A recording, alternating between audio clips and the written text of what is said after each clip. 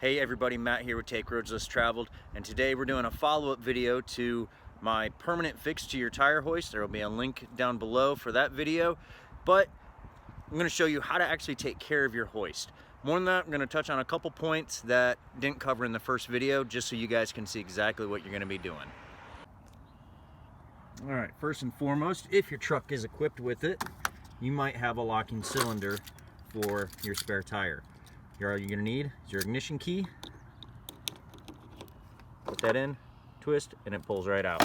And that gives us access to the hoist for the spare tire. Next thing you're going to need are your tools. Now, these are usually located on the avalanches in one of your saddlebags, but you're just going to need the bars that are in this toolkit, and the wrench does come in handy for twisting things around. So we're going to get all this out and get it all assembled. Alright, so you're going to want the two bars that have this flared end on them. You want to make sure that that has that flared end, because one of those flared ends is going to go right into this hole here, and it's going to go all the way towards your hoist. You're going to need this other end that your wrench is going to connect to in just a minute. And you can see you have a box end on your wrench with a hole in it as well that allows you to just slip it on, and then you can crank it, and that's going to allow us to lower the spare tire. Now, something I didn't hit on in the first video is, what if you have not done the permanent fix to your tire yet? How are you going to get it down? Well, we're going to cover that right now. Alright, if you've never done the permanent fix, first thing you're going to do is there's usually a plastic tube that's connected right here that runs all the way to your hoist. Just get rid of that. Before you have your bar in there and everything, just reach up, get it disconnected, pull the thing out. You don't want that. The reason is because it ends up making it really hard to line your bar up to your hoist, and that's something you don't want to have happen. Secondly, if you've never done the permanent fix, go ahead and grab a ratchet strap, and on both sides of your frame you've got a hole right here that's from the factory. You're just going to put a hook in, run the strap under your spare tire to the other side, and make it so that your spare has a little bit of space to drop, but not being able to drop out all the way. Now I'm looking up through one of the holes in the rim of my spare right now, and you can see there is that little nub. Alright, see if I can get to it. Right there, I'm pushing the bar on it right now. When that tube's in place, it makes it really difficult to get this bar onto that nub. But without it, we can just kind of maneuver things around, and we'll be able to get it on there a whole lot easier. So, once we have that on, we're going to be able to start to crank it down a little bit. Now, if you haven't done the permanent fix, this bracket's going to lower down, but your spare tire isn't going to go anywhere. And the reason for that is because of the safety catch.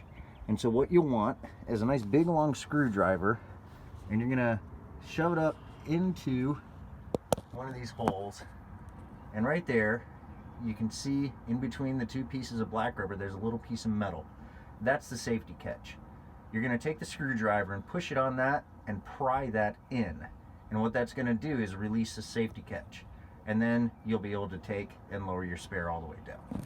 So just a little thing for you guys to be able to do. Refer back to that first video. Again, description's in the link below, and you'll be able to get rid of that safety catch that is not needed. Again, it's not needed, and the reason it's not needed is because it's pointless. It actually doesn't do anything. People say, oh wait, no, it's a safety catch, it keeps your spare from falling out. Well, if you look at any replacement part, even one from a dealership, they don't have them anymore because GM realized it was a stupid design. They actually fixed it by not putting the safety catch on there anymore. And with that gone, you'll be able to take care of your spare, no problem. You won't have to worry about it getting stuck. But I'm making this video because so many people say, oh, well now your spare is going to fall out. It's going to hit the highway and it's going to cause an accident. No, it won't, if you do proper maintenance. And that is what we're doing today. So how do we properly maintain our hoist? Let's get this spare tire down, and I'll show you. Alright, let's get the spare tire down. You can see, it's as simple as just cranking this rod around. Spare tire comes down. going to keep lowering it down quite a bit so that you can actually pull the spare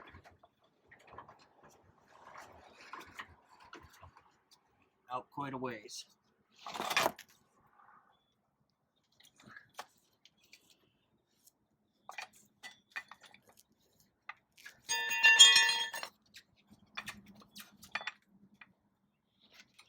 What we're going to need to do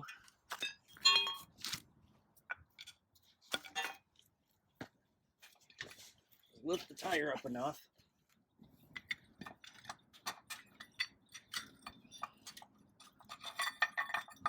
to get the retainer out.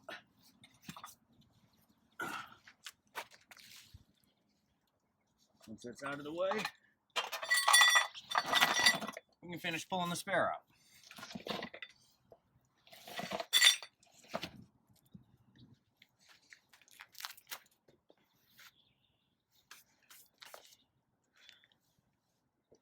And now we can do some maintenance on our hoist. Now, while you have your spare tire out, you're going to want to take and do a couple things. One, check for any dry rot on the rubber. Check your manufacturer date. You should not have a tire that's more than 7 years old. Even if it's never touched the ground, you don't want a tire that's more than 7 years old, especially as a spare that's exposed to the elements, because it's going to affect the rubber. And the last thing you want to do is have your spare blow out on you just because of age. Check your air pressure, and it's really that simple. Make sure everything's where it should be. Now, if you don't know how to check the date of manufacture on a tire, it's real easy. I'm going to come over to one of the tires that I have here because I actually need to replace these. But we're going to take and find a date code. And that's going to be right there. So you can see there's a 0116. What that means is that this tire was made in the first week of 2016. Now, that tire is 5 years old, just over 5 years old. So it's still okay, but I'm replacing it because the tread life is almost gone on it, and I need to make sure that I replace it so that everything's going to be safe and sound for me there. You have to do the same with your spare, and especially if you have a spare that you rotate in and out of your regular tire rotation, that helps out a lot in making sure that everything is maintained the way it should be. So let's get to that hoist and see what needs to happen. All right, if this is your first time doing this, one thing I would highly recommend is taking the unit out. And the reason for that is because you want to make sure to get a really good deep clean on this unit if it's your first time doing this. Easiest way to do that is on the back side of the vehicle. There's a single bolt right up there. Take that bolt out, whole unit will come out. Now, if you're doing this regularly like you should, which is every 6 months, then you don't have to take the unit out to clean it out. Because you'll be doing this like I said, you're doing this every 6 months. It's pretty easy after that. Now you'll notice my cable here, my cable has 0 rust on it, and it's all because of this maintenance. Part of that, obviously I live in Virginia, so rust isn't as big of a deal, but I also live 20 miles from the ocean, so I have a lot of salt air, so I do get rust and everything, and you can see some surface rust on the frame and everything. But how do we get this cleaned up? Well, first, this boot just simply slides down. It gives us a little extra access up into the mechanism. And the first thing we're going to do, just take a little bit of brake cleaner,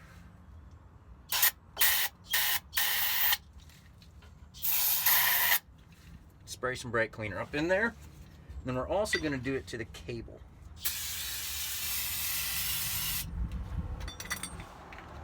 And we're doing that so that we get rid of any crud that might be on that cable. We clean this cable off, make sure there's no crud.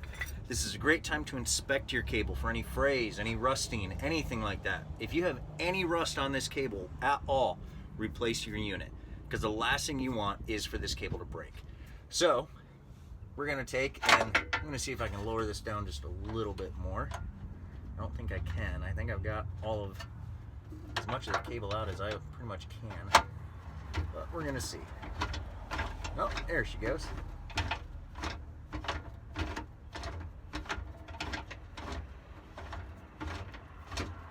Now the reason I'm doing this,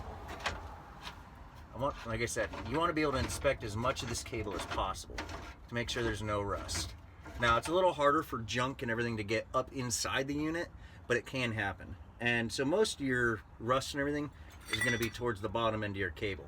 But again, inspect as much of the cable as you can, get as much out as you can to fully inspect it. So once you have everything cleaned off with some brake cleaner, all you're going to do is take some chain and cable lube, pop that off, give it a little shake, spray that up in the unit, and now we can start to wind our cable back up. And what that's going to do is that's going to allow this lube to completely coat this cable. Now the great thing about this chain and cable lube is that it doesn't actually attract dirt to it. It's like a bike chain, or even like a chainsaw or anything like that. Is yes, things can get in there and get it dirty, but this is really going to prevent your cable from rusting out. And that's exactly what needs to happen, because the reason a spare tire falls out is not because of a failed safety catch. It's because of improper maintenance on this unit and making sure that your cable is in the proper condition it needs to be in. So every 6 months, go through, just do this, and then once your lube has gotten onto your cable, put your spare tire back in place. It's that simple. So guys, I really hope this helps. Again, I hope this answers questions for those of you concerned about whether or not taking that safety catch off really is the best idea or not. It's a great idea, and as long as you're doing proper maintenance, you'll have zero issues in the future. So guys, thanks for watching, and I hope to see you on the roads less traveled.